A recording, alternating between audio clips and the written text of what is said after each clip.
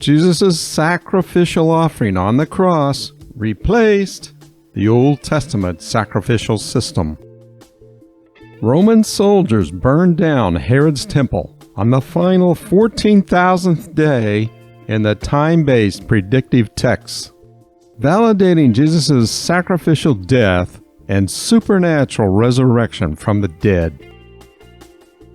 Only one time-based prophecy foretells specific future events to happen on a precise date, centuries into the future, with repeating 14,000-day timestamps of godlike sovereignty.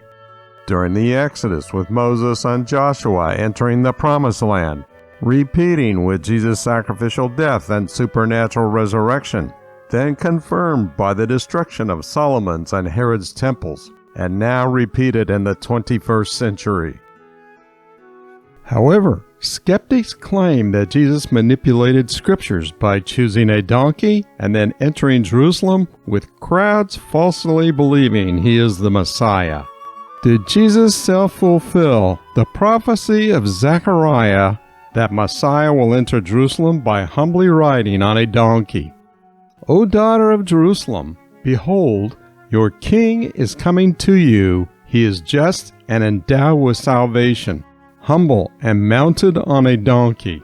Zechariah chapter 9, verse 9. If the skeptics are correct, then Jesus would be a false Messiah. In this case, Jesus fulfilled Palm Sunday using natural means. Is there a supernatural element to Palm Sunday missed by the skeptics?